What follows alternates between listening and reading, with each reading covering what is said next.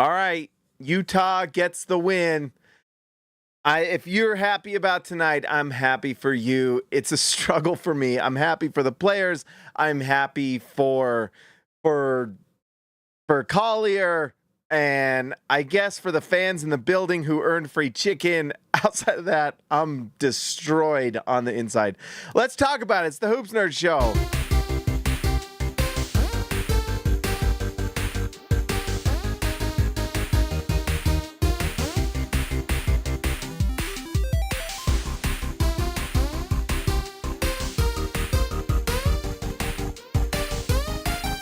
All right, guys. So Utah beats Brooklyn in a game Brooklyn had every opportunity to win. Utah, we've talked about this endlessly, and I guess we got to talk about it again because I don't, there's a lot of people out there that are not getting it. They don't understand it. Like people that I run into a lot of interaction on social media. Whether it's Twitter, well, it's basically just Twitter, and it's usually on Twitter where I find basically, like, there are so many people on Twitter that there's just not a lot of good interaction that happens on Twitter, I'll be honest. Like, I just don't think it's really worth it for me to check my mentions anymore. I tell you what, I go on there. And I think what I think is the reality is I think the majority of Jazz fans understand what is going on this season with Utah. But there's like different pockets of fans that have different things. There's the Facebook, casual fan that's really watching football today. They didn't really watch the game, and so they don't really know what's going on. In fact, basically anyone if is coming at me tonight over things I said on the SLC Dunk account, I'm sorry, but we have been talking about this every night for like 3 years now. And I know not everyone follows this like I do, or the Hoops Nerd channel members and subscribers who follow this channel. You guys are the best of the best, truly the best of the best. We go through this night after night.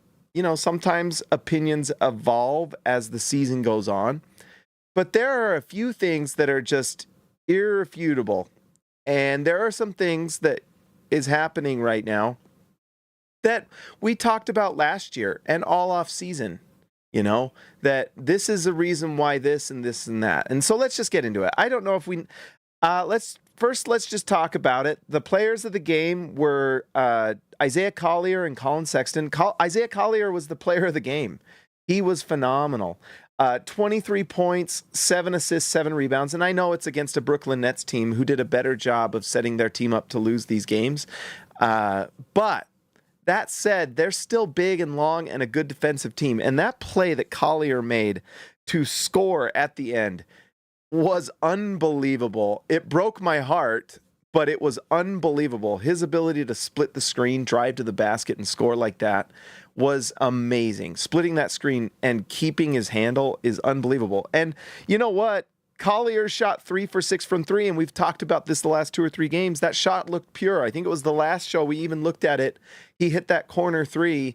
It looked good. All of a sudden, last 2 games, Isaiah Collier is a 50% three-point shooter the last 2 games. Unbelievable. So the development is happening. Who knew playing your young players actually helped them develop? Right? Does Collier do this if Jordan Clarkson's playing? I can promise you that he does not. The other one who played was Collier and Sexton, who ended up 8 for 20, 40%. Utah in overtime hits a 3. Collier hit this 3 right here. Look, we'll watch it. This was the 3 of the game for the Jazz. I hope it was worth it. But this is overtime.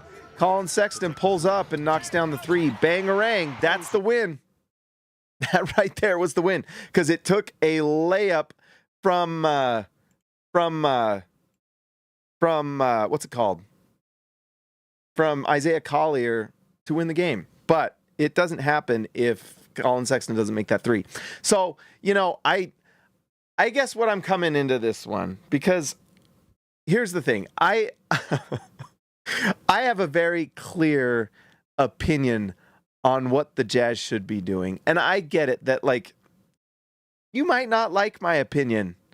I'm okay with that. But here's the thing. I'm going to give my opinion, and I'm going to never stop. So if you have a problem with it, it's never going to end. It's never stopping. This will never, ever end. And it's only doing better. SLC Dunk is doing well. Now, the owner of SB Nation is kind of a moron. And, he may decide to sell and end that site forever, but we're doing better numbers than we've ever done. And this season, the numbers are a little down because of the tank, but that's just how it goes. Tanking has also been tough on the YouTube channel. But the numbers go up during trade season and the draft, so SLC Dunk is fine. Sorry. It's going really well. Going really well. And, I guess that I just want to get that out at front, because I feel like there's some people on, and I probably should not go on Twitter anymore, just because I spend my time reading things. That people get mad at sharing opinions on Twitter, which is isn't that the site where we're supposed to isn't that the site of truth and freedom and opinion? It's kind of just the site where people say their opinion and then, I guess get people angry. I don't know. But anyways, James' career advice: call your owner a moron. Maybe. I'm not a part of the Utah Jazz. Here's the thing is I go on there and I have been how many times have we begged to trade Collier and Sexton? How many times? How many times have we been begging to trade Collier and Sexton? The Jazz, if you go to the Jazz wins, let's just go to it. Let's go to it. Utah and everyone online who's saying, well, what else could the Jazz have done? What the Jazz could have done is traded Collier and Sexton last year. Last year is what the Jazz could have done. Right? I mean, but that would have taken thinking in the future. You know what I mean? Having some sort of plan. The last 2 seasons have been complete and utter waste. You know what I mean? A waste. What was last season? What was the year before? I have hopes for Cody Williams, but, it hasn't been great. Let's see. So, Utah in this win, let's just look at it. Box score against the Chicago Bulls. A win against the Chicago Bulls. Collier and Sexton, 7 for 18. That's 24 points, 5 assists, +7. In this win against the New York Knicks, let's look at it. Or no, Chicago Bulls, San Antonio Spurs. Utah beat the Spurs, who are pushing for a playoff spot. Collier Sexton, 61% from the field, 8 for 13, scores 23 points, 4 rebounds, 2 assists. In this one, let's see. So, San Antonio Spurs, Dallas Mavericks without what's his name? They didn't play what's his name? Kyrie Irving. They didn't play Kyrie Irving in this one. Collier Sexton, 7 for 12, 2 for 5 from 3, 5 rebounds, 3 assists, 16 points. And it's 12 shots. This one was 20 shots to John Collins, who they're not even playing now. That's 32 shots to non-young developing players on the Jazz. Right? I'm sorry if it makes you mad if I go on there and explain these things and I'm not giving just a shining report card to Danny Ainge and Justin Zanuck and Ryan Smith. I'm sorry if I compliment them, it seems to make people mad. If I rip them, it seems to make people mad. But this is where Utah's locked in. And I tell you what, Collier Sexton's still on the board. This is basically the Jazz ceiling. This is part of why I stopped doing the daily tank watch, because it got to the point where it was this is not happening. Utah keeps running out these guys, and it was only tonight that we saw a real serious attempt to lose a game, and they still couldn't do it. Why? Because one thing that Brooklyn did and made sense is they traded Dennis Schroeder, and they're not running Cam Johnson out there. They're not running their guys against Utah. They knew they had to lose this game, and they know that there's like 40-something games left. If you think the Jazz are on their way to up here, no. Utah's on their way to here. Utah is only 2.5 games up on Brooklyn and Portland. You know what I mean? So Utah's, I don't know. It's honestly, it's difficult. I'm excited for Colin Sexton and Isaiah Collier, even though Colin Sexton berating Isaiah Collier at the end of the game. I mean, I get it. You're frustrated. Is that great culture? I don't know. But they nearly got in a fight on the bench. And, you know, it was a mistake by Collier. Sure. It's something to learn from. And he ended up winning the game. I don't know. I have a lot of thoughts tonight, guys. They're not a lot of positive ones. But this is basically like this game against, I mean, Utah played I know they played, the tanking move in this was, I guess, playing Kyle Filipowski. You know, because they didn't have, it looks like this one they didn't have Walker Kessler, who was out with injury, or I don't know. But anyways, we did run John Collins, and we did run Colin Sexton and Lauri Markkanen. So this was the reason why, if you were against Utah re-signing Lauri Markkanen, this is why. This was what we talked about last offseason and last year. I covered all the rumors. There were a ton. This is why personally I was pro it, because now we're in this situation that we're not getting out of. I mean, I guess Utah can trade Colin Sexton, and from here on out, they can basically solidify the 5, but it's going to be tough to move up here because guess what? These guys are on the same timeline. Utah plays Charlotte in like 2-3 days. I can't remember what it is. It's a big time game if you're looking to make it up, but guess what? Utah just put another game between them. This is the frustration. Like, if Utah had any sort of plan for beyond like the next season, but an actual plan for multiple seasons down the road, it would have been incredible. But they keep doing this thing where they're just kind of, it's like this viewpoint of, and I guess I'm kind of out at this point, kind of out in terms of like giving them compliments, because this is just, Utah is at the 5 spot. And here's the thing. Me complaining and ripping the Jazz front office may all be moot, because maybe Utah wins the lottery, right? Maybe Utah wins the lottery and it doesn't matter. But here's the thing. You still have questions to answer for next season. You know, maybe Utah doesn't care about their pick.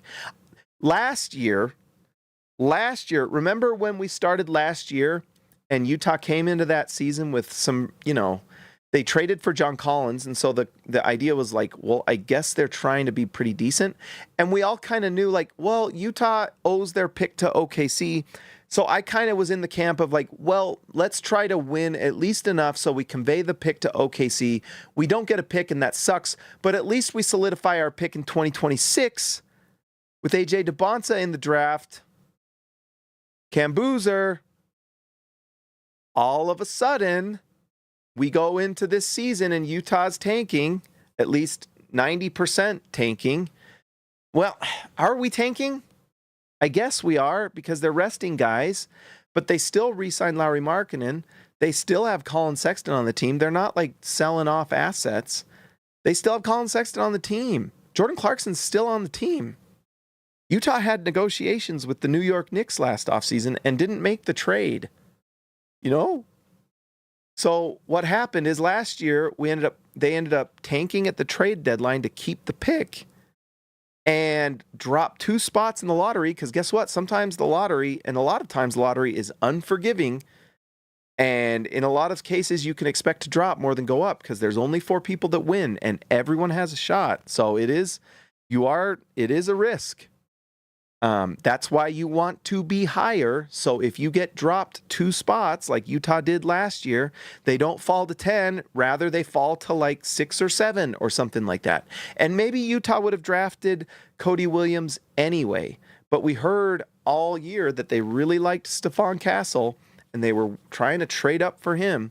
So anyways, that didn't make a lot of sense. It didn't, and then they go into the offseason and they try to get an absolutely astronomical offer for Lauri Markkanen that a lot of teams didn't even have the assets to do.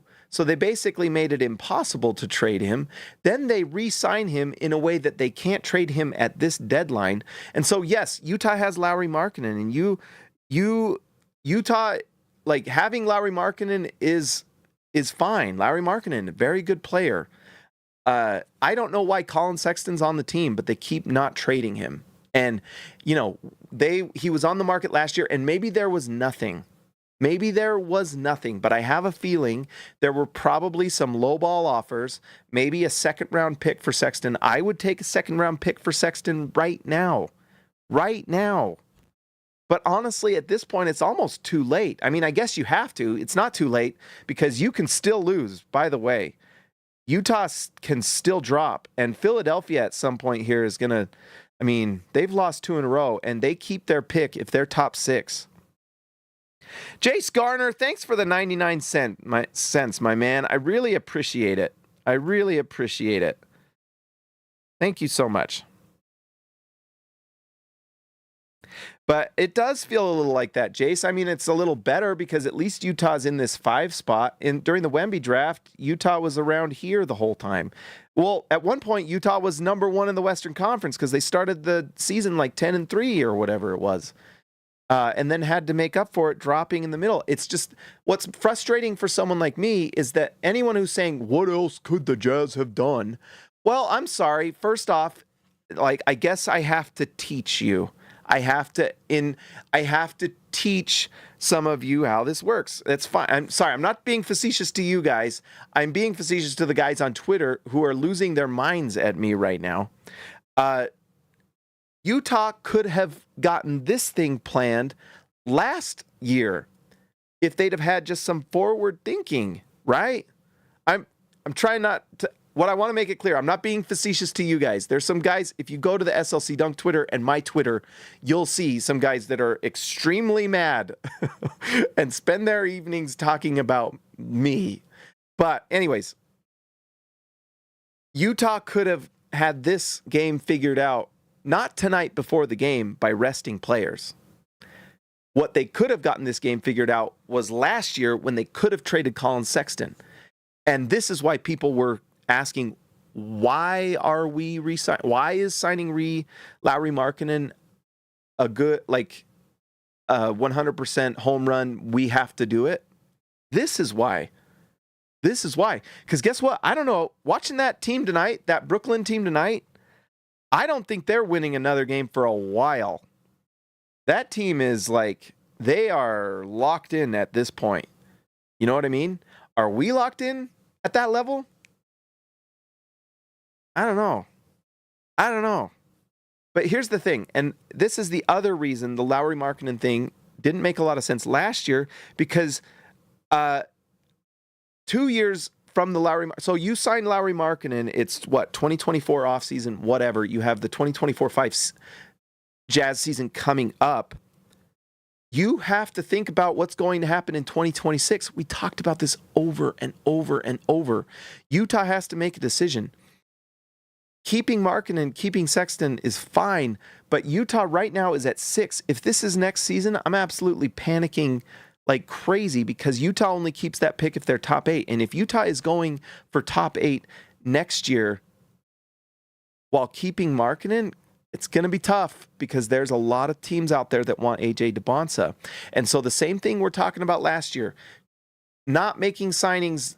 Honestly, why did we sign John Collins if you're not going to play him? Why do you sign Jordan Clarkson if you're not going to play him? You know what I mean? It doesn't make sense. It's why everyone's scratching their head. Yeah, you got to fill a roster. Well, you can fill a roster with the Luka Samaniches of the world. You know what I mean? You can go get some of these European guys and give them some run, or just sign Elijah Harklesses in the G League and guys like that. Guys off the scrap heap. You don't have to sign Jordan Clarkson to a 3-year, $40-something million deal. You don't have to do that. And I guess they had to sign, you have to sign Sexton, because you're doing a sign and trade to make the Donovan Mitchell trade happen. But I tell you what, like, those picks, I mean, Utah's getting a pick from the Cleveland Cavaliers. It's the last pick in the draft this year. And I have my hopes that 2029 will go the way it is. And I think it may, because, we know how things went with Donovan Mitchell here. But it certainly feels like maybe what the Knicks were offering was fine. I don't know. Knicks probably wouldn't have even been better off anyway, because Jalen Brunson has turned out pretty nice for them. But, man, oh, man. So anyways, since the Utah Jazz traded Donovan Mitchell and Rudy Gobert, they do things like they waited to sign Mike Conley. We found out after the fact that trade was on the table much earlier. Apparently they had, and I may be mixing up different things, but what I do know is that they had offers on the table that they did not take, and it cost the Jazz wins that season, or cost the Jazz losses. We're looking for losses, not wins, but they could have made that trade sooner, and it would have made the season make a lot more sense. Utah's tearing it down. You're going to try to get a top 5 pick. You know who looks pretty darn good? Is Amen Thompson. You know who looks pretty darn good for Detroit is Asar Thompson. Those two look pretty great. That draft turned out to be really solid. Even if you didn't get the number 1 pick, there's some good players from that draft. Brandon Miller, pretty great. Pretty great. So Utah can still get it, and maybe this turns out like a situation like that, where Utah gets a top 5 pick, but it's more like 4 or 5 or whatever. Well, it's either going to be 4 or it's going to be sadness. Because if it's not 4, it means Utah gets jumped. So you're basically looking at top 4 or like 7, 8, or 9. Not now, KG10. Not now. Not now. So what basically has happened here is Utah has not planned for this season enough. They have not gone all the way in on a tank. They are trying to win the lottery and keep marketing. It sounds like basically a lot of what I do is just look at what the Jazz are, what we see with our eyes, what the Jazz are doing, and try to interpret what's going on. And yes, I mix in what I would do. You guys all know what I would have done. I would have traded Collier and Sexton ages ago. You know what I mean? Ages ago. Jace Garner, member for 38 months, man. Thank you so much. I appreciate you. And KG10 and all you members, you are amazing. I appreciate you so much. But here's the thing. I know what I would have done. In the Wembanyama draft, I know what I would have done. What I also try to do is explain what the Jazz are doing, because we do analysis. It feels like Utah didn't believe in the Wembanyama draft, or it just felt like Utah was trying to get every single future asset they could. Lauri Markkanen was better than they thought. Will Hardy is an incredible coach, and they just won more games to start the season because they didn't make the trades soon enough. And they 100% waited too long to trade Mike Conley. Like, too long. And honestly, in fact, this is just dawning on me, but like, Brooklyn understands it. Why can't Utah get this? Utah keeps, they rested Keontae George, who's been developing. I really like Keontae George, and I think he's going to be a part of the Jazz future team. However good that team ends up being, I guess we'll see. I really hope they get lucky in the lottery. I really do. But they keep running out these guards. And, Brooklyn understands how to lose games. Why? They traded Schroeder, because they know that he runs the offense. The Nets tonight had Ben Simmons as their best initiator, and he's terrible. He is absolutely terrible. and they know it. They did not have a single initiator on the floor that could get them this win tonight. Utah had Collier, who is, that's who you're going to run, but they also had Collier and Sexton running tonight, and he's the initiator. And even if his numbers aren't good, I know like people will go online and go look at the box score and say, oh, well, Collier and Sexton didn't shoot it perfectly tonight. Well, you know what he does besides just shooting the ball is he's initiating the offense. He's running the sets, That's a big deal. Brooklyn didn't have that. And so that's basically what happened that first year with the Jazz teardown is they had Mike Conley, who is a very, very good point guard, running the show. And it's not even necessarily that Conley is shooting a high percentage, because everyone kind of looks at things like, oh, what's their effective field goal percentage? What's their true shooting percentage? What's their 3-point, and I do it. I look at the stats. But in the end, also what basketball is going and running your sets, and you have to have competent, advanced, skilled guys running the offense who know what they're doing. And that's what Mike Conley was doing. And Collier Sexton and Jordan Clarkson are not winning any All-Star games, and they're not going to be traded to big-time winners because they're not like high-level players. But I tell you what, they initiate the offense, they run the offense much better than the guys doing it for these teams. And I tell you what, they all know it. They all know it. And so, it's fun having Collier Sexton on the team because I love his energy. Jordan Clarkson, it seems like a great guy, really nice. He's a cool guy. It's fun to have him on the team. It hurts the long-term picture if the goal is to lose games, because they are initiating the offense at a higher level than if you're running like Jason Preston and Isaiah Collier and Keontae George out there, because they're, and at this point, Keontae George knows what he's doing. That's why they keep resting him. You know what I mean? Everyone and their dog who like complains about Keontae George's numbers don't realize that he has upped his assist percentage and is initiating the offense at a much higher level than he was before, and he's going at an exponential rate. We should be very excited about what Keontae George is doing. But on nights like tonight, where we're running Collier Sexton against a Nets team that went harder than we did, I guess I'm telling myself this, I should not be surprised that the Jazz win and that they're going to win more games. Utah plays Charlotte and New Orleans. I think New Orleans is going to start winning some games because they, I think we might get to the 4. I have hope. I have so much hope. But each night I get disappointed. Toronto is running quickly out there, and they are in so many close games, but they've lost 5 in a row. I don't know. I just keep hoping and hoping and hoping. But Utah plays Charlotte next, and man, we'll see who even runs out there. But if they win that game, things start getting pretty scary, because this next stretch for Utah is absolutely huge if you're trying to get to the top. And the problem is Utah has not done what they needed to do to make sure they lose these, because Collier Sexton's running out there.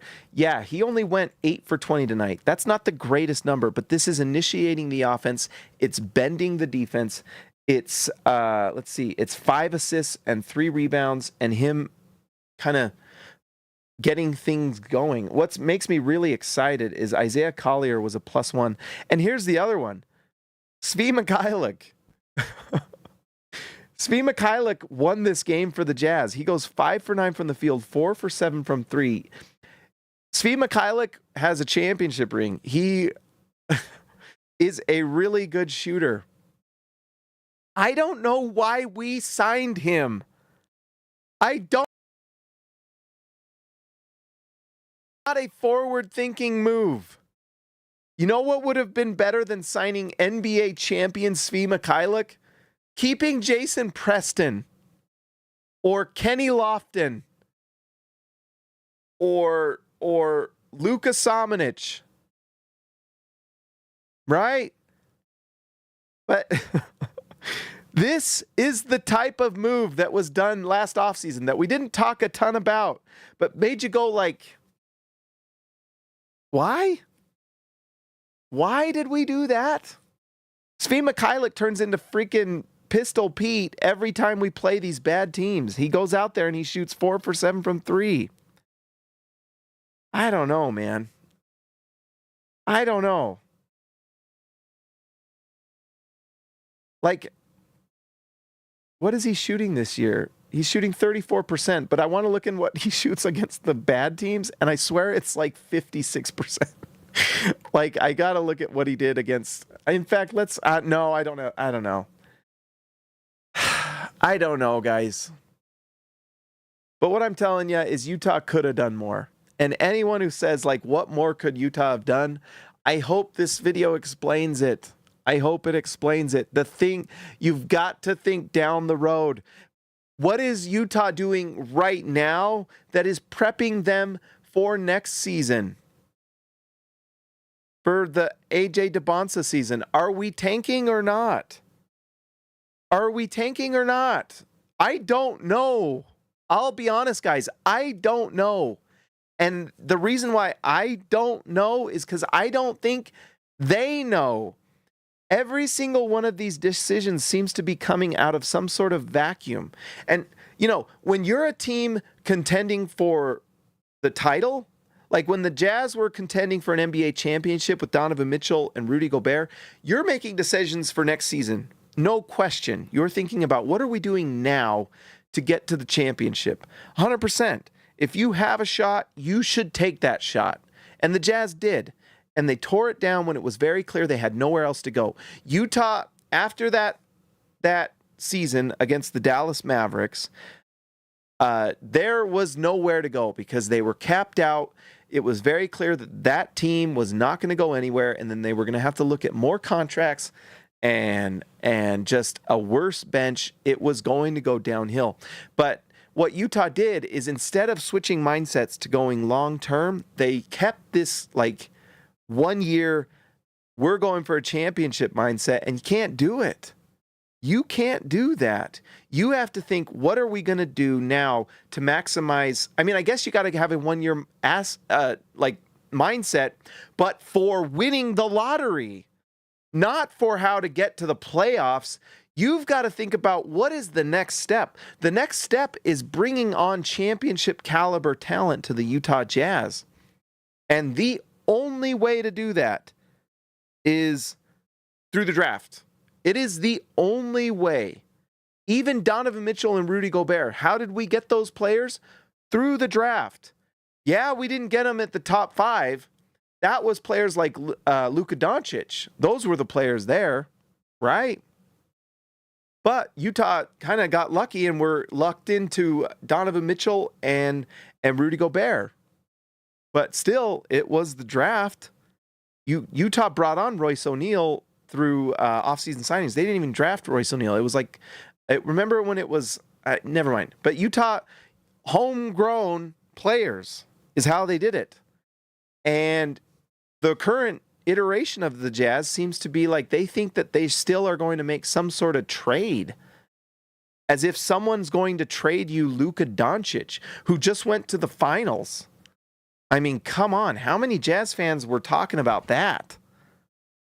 And to me, I just thought, what are we doing? For reals. I mean, I guess I was the only one, but like, somehow we were going to trade for Luka Doncic. You got to ask yourself with these trades and these ideas, like, if I had Luka Doncic, am I trading him for you know what I mean? Like, what was Utah giving Dallas that was going to get them to trade Luka Doncic to the Jazz? It was basically a hope that he would demand out. Like, is Denver trading Jokic to the Jazz? I mean, and I guess I hear people talking about maybe Giannis. Giannis, the thing that Milwaukee is asking for Markkanen if you're trying to trade for Giannis. That's what drives me crazy is who's trading their superstar? No one. No one is trading you their number one option. They may trade you their number 2, but basically trade deadline at this point is trading for the number 2 option if you already have the number 1. You know? And Utah has missed out. Like Paolo Banchero and Franz Wagner and all those guys on the Orlando Magic, they're on the rise. Jalen Suggs, top 5 pick, they're on the rise. The Houston Rockets, who had 3 top 5 picks, they're top of the Western Conference right now, and they didn't even win the number 1 pick. Utah's trying to do this with like the 8 and the 9 and the 10 picks. And this is where we're at. And it's like we're building around Lauri Markkanen, I guess. That's the plan? Okay. But you better get top 5 picks then. That's the difference between what Utah is doing. And Detroit, everyone and their dog went after me on social media like, oh, look at Detroit. Well, guess what? Detroit, let's look at Detroit. Let's go. Where is Detroit right now? Detroit's going to go to the playoffs in the Eastern Conference and may rise even more. They won the number 1 pick too, by the way. They got their number 1 option in Cade Cunningham, who's playing. He's going to be an all-star this year. Sorry. We found out this season Lauri Markkanen's not a number 1 option. He's just not. And the Jazz have tried to develop into that, and he's not. He's not a ball handler, and he's not a, distributor, instigator. Like, you have to have that kind of number 1 guy that dribbles and drives and initiates your offense and scores at a high level and sets up his teammates at a high level. Cooper Flagg, that's who you'd like. Dylan Harper, that's who you'd like. After that, you've got a lot of guys that have some question marks. Ace Bailey is not a sure thing. Yegor Demin, not a sure thing. I really like him, but I haven't watched a lot of film lately. I'm covering the Jazz. Jack Usonis might be great, might not. You know what I mean? So it's tough stuff, man. And I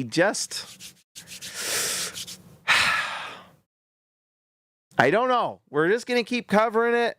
We're just going to keep talking about it. It's Jazz fan for life, but man, it's nights like tonight that are just so frustrating.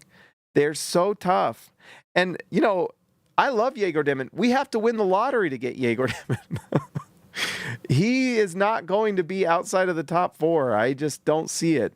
Even with how much Ace Bailey is giving people some heartburn with his decision making. I mean, the guy can't even average an assist a game. There's some heartburn there with a lot of people. He's still scoring and rebounding. He's still big, but that is not a for sure thing. Yegor Demin, not a for sure thing. His numbers have tapered off a little bit. Still has a lot of promise, and I think he's going to go top 4 because he's an initiator. He's kind of that player you want. But then it comes back. Like, does Utah have a lot of good initiation, and then they're going to go for AJ? I don't know, guys. This is really tough. This is why it's really hard. Really hard. Maybe it's my tone. I must be really snarky online. Is that what it is? My tone must be like, I must make people so mad. I don't know. Anyways, I think I'm kind of to the point. If we don't win this top 4, get me VJ Edgecombe. Get me VJ Edgecombe. You know what I mean? Run Keontae George. Give me the defensive monster that needs to improve his shooting and just beg and hope that he can. Because this is the guy after Cooper Flagg that I love defensively. I love just the potential of what he can be defensively. This 3 steals per game makes my heart just sing. And you know what? I don't want to have any more talks about Collins. I don't know. Colin Sexton seems like the nicest guy in the world. Like, honestly, seems like such a good dude. But if we lose this, then Utah has to have I don't know, man. It's a little bleak right now for me, guys. It's a little bleak. This is pretty bleak. This is kind of like worst case because it's like you're right there. You're right there, and you're not going all the way. You're right there. And yet honestly, why did we not trade Colin Sexton last year? Why? Absolutely begging for it. If there was an offer for Jordan Clarkson that was like a second round pick and we didn't take it, why? This was why people said, you don't have to sign Lauri Markkanen for this reason. Because the reason is not because Lauri Markkanen is not extremely good. The reason is what's the plan? What's the decision? What's the road we're taking? Because it just feels like I'm trying to think of a metaphor for this. Like, it kind of feels like you're looking back at, I don't know, not going religious tonight, but you've got to have a full plan. And I guess, like, I honestly, and what kind of scares me, this is what scares me the most. And if you're still here, guys, I really appreciate it. You're amazing. But what really scares me is because this is telling me some things based off of all the reports and rumors we had. Utah went all in on Mikal Bridges, but they were just asking for too much. This makes me worried that Utah is going to say, oh, we tanked, and it didn't work. Looks like we're going to have to go out and just sign guys. And I hate it. I can see it right now. If we do not win the lottery, if we win the lottery, then things get fascinating. If we do not, then Utah probably goes into that front office. They probably sit down and say, well, it looks like tanking didn't work. So guess we're going to have to try to build this another way. And maybe we get lucky sitting around the 10, 11, 12 spot, right? I don't know, but it's certainly scary to me because Utah is going to add a player from this draft. They're going to be really good. Well, if they win the lottery. Although if you win this lottery, you really want one of these top two, because after 3 is when 3 and beyond is when things get pretty interesting and pretty, you know what I mean? So, I don't know. Those are my thoughts tonight, guys. I love that Collier scored the bucket, and I love how much Keontae George is like pumping these guys up. I love Keontae George, and I'm a big believer, and I hope he turns into like an elite kind of off ball, like an elite secondary scorer is kind of what I think. Maybe the second best scorer on a championship team. That's his ceiling of ceilings, in my opinion. And who knows? Maybe he blows those out of the water. Maybe he becomes just out of this world. Maybe. But Utah needs a number one. And it feels like Utah hopes they win this lottery and compare that player with Lauri Markkanen, with Walker Kessler, and with the players they have, and kind of maybe make a trade for like another star. But I tell you what, I'm getting a little nervous with this front office, guys. I'm getting a little nervous because the other thing that's making me a little scared is we've got contract for Walker Kessler coming up here pretty soon, and we've already given a contract to Lauri Markkanen, and not too far from now, also, you're going to have to look at contracts for Taylor Hendricks, Keontae George, Bryce Sensabaugh. You're going to have to start making some decisions. And I don't know if Utah is really clear on what we are. If Utah went out and traded for Brandon Ingram, who, by the way, shows up terribly on defensive metrics, but let's say they traded for him. And honestly, you know what's so... I have so many thoughts, guys. I'm scrambled tonight, but there's a lot of things I'm really nervous about, and I'm just allowing myself to, like, I'm not pushing away those little nagging fears, because there is a lot to be a little worried about right now with where this team is going and the decisions that are being made. I mean, I have heard some things.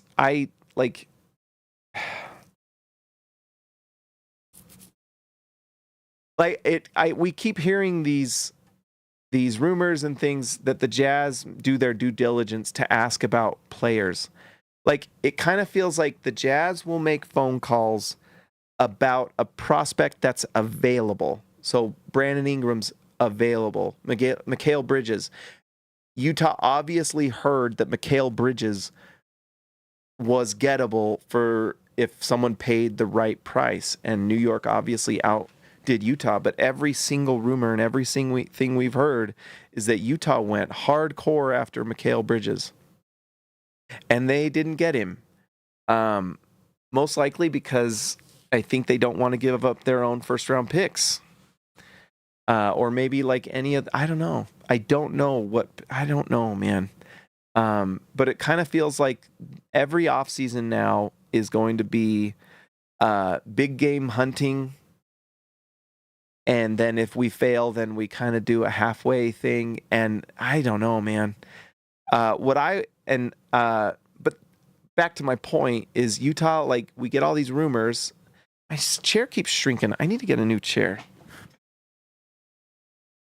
And speaking of just like, by the way, I'm losing my train of thought, but someone in the comments made a comment about the ghost. Did anyone see the ghost thing last night? That was weird. Or the last video. Anyways, sorry, I had to raise my seat.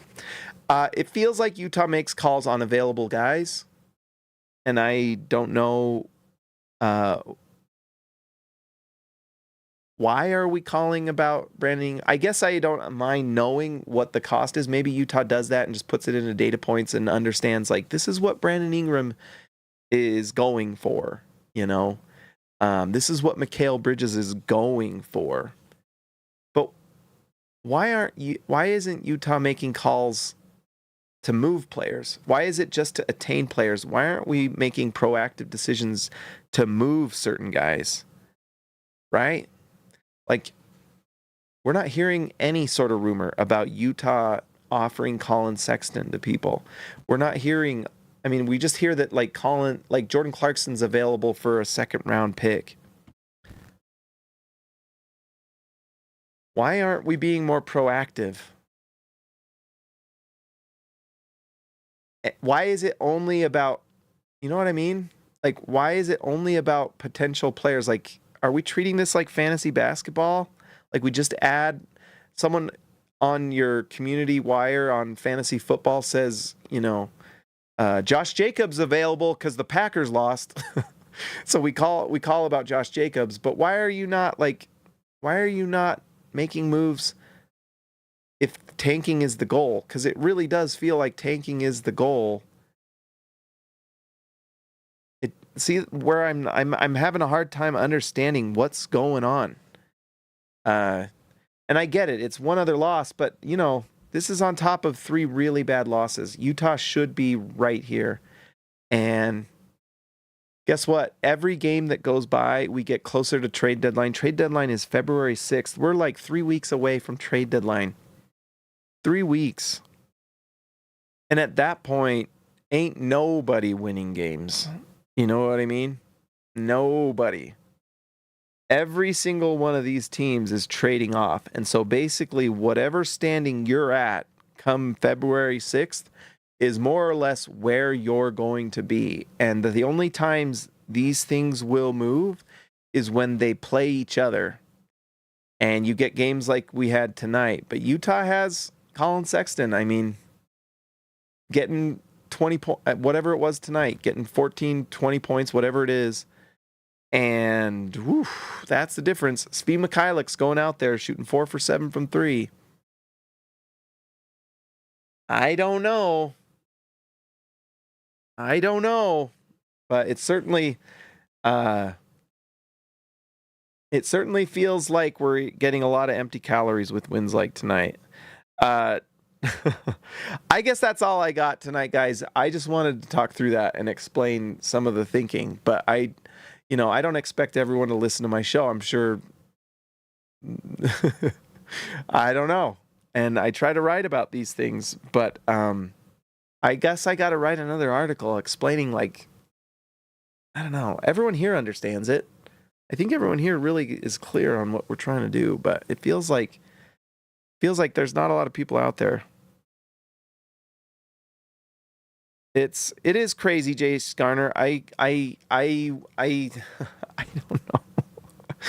I don't know. It is what it is. Utah should have lost this game. Brooklyn had it in their grasps, and maybe this show is completely different. But you know what? You look at this Jazz schedule. I mean, Utah has won 2 of their last 5. Before tonight, it was 2 of their last 4. So Utah has won 3 of their last 6. Utah is 500 in their last 6 games. And they're going up against the Nets, or the Hornets, and the Pelicans, and then the Pelicans. And, oh boy. And then that's not to mention, we still got to go up against the Memphis Grizzlies. February 6th is clear down here. Clear down here. Ugh. And I tell you what, like, these are just me. I'm sorry, guys. I'm just like expressing my train of thought here. But this was why, guys, because we won these games against like the Bulls and the Spurs and the Mavericks and the Knicks. Those are 4 wins that are just brutal. Portland, I guess, they're not a very good team, so that's understandable that you win that game. Detroit, I expected to possibly win against a team like Detroit, although Detroit's good this year, so this doesn't look that great. Brooklyn, we expected to be the worst team in the NBA. They now look like it. So we should have expected this. And I wrote about this. But anyways, winning against the Miami Heat, brutal. Like, look who we played against the Miami Heat. Collier and Sexton, John Collins, Larry Markkinen, Keontae George, Walker Kessler. That's our best lineup.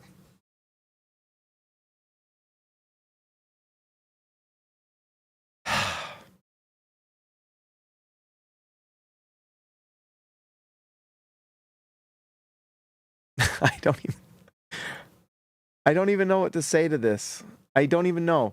The point of what I'm trying to make is that you expected to win games like tonight against the Nets. Like 2 wins this season against the Nets. I would have expected stuff like that. Wins against maybe the Hornets. Wins against teams like that. Portland. Wins against these teams like the Knicks and the Mavericks and the Spurs and the Bulls. This all could have been avoided had they thought about what they were doing last year for this year. Instead of just waiting till trade deadline like we do every year and try to clean up our mess, what if we cleaned up our mess before the season started? You know what I mean?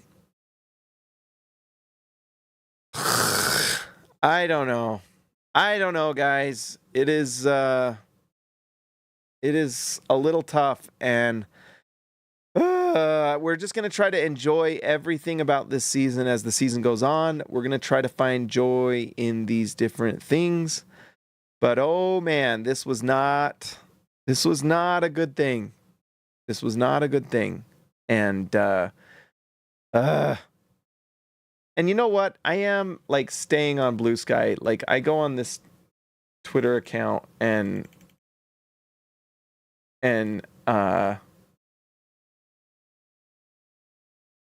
I don't know. I'm just going to be on there because I tell you what, like, I enjoy this community so much. You guys get it. You guys are awesome. I appreciate that you allow me to give my opinion, which is probably a heretical opinion, And you guys come and listen to me and subscribe and are members and support, and I really appreciate it. Like, I really appreciate it. You guys are riding this emotional roller coaster with me, and I appreciate it. You're amazing.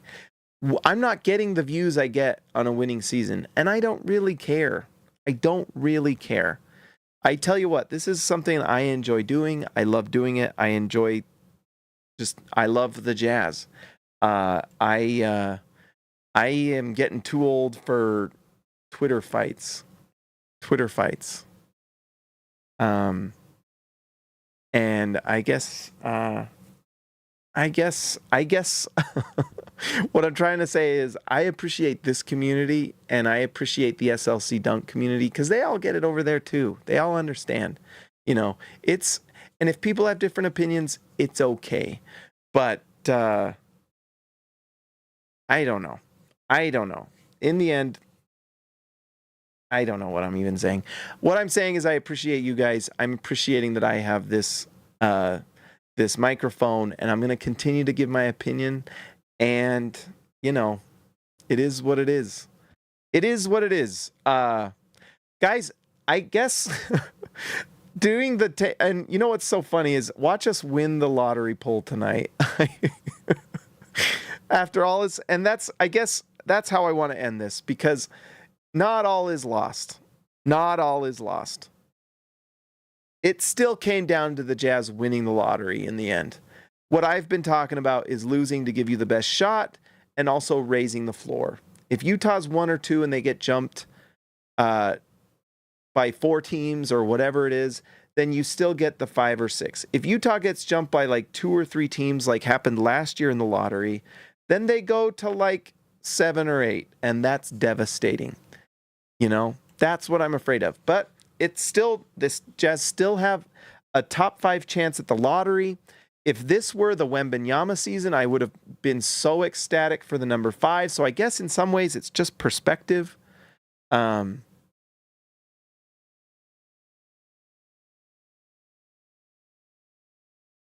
don't know. All right, guys. Well, let's see. Let's start the music. What a fun show tonight, right? What a fun show of commiseration, and so on. Let's see. Where's my music thing? Here we go. Let's start the music. Let's see what would happen. I am very much thinking that Utah wins the lottery to make just the basketball gods, they mock me. Let's see here.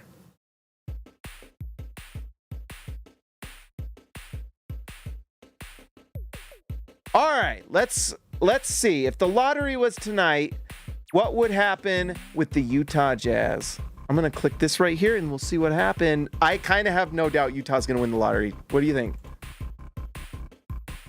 No, but Utah only drops 1 spot. So that's actually not the worst thing ever. And that gives them the shot between, let's see.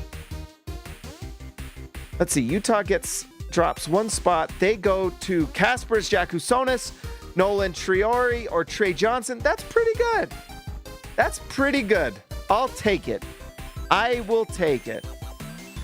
All right, guys, let's give a shout out to our All-Stars tonight. Let's give a shout out to Ryan Edward Perry, the legend, Baby Elliott Madsen, C. Alexa Later, Christian House Money to Haas, The Outlaw Jesse James Nelson, Jordan the Goat Besserell, Austin R. Grant, Editor Extraordinaire, KG10 to TH5, and Patrick Akubo, the Connoisseur. Guys, thank you so much, especially to the All-Stars, but all the members who support. I appreciate it. We're going to be here. We're going to keep doing this. We're Jazz fans. We root for the Jazz. Maybe we root for them in different ways. This is how I root for the Jazz. But regardless, thank you for being here. I will talk to you next time.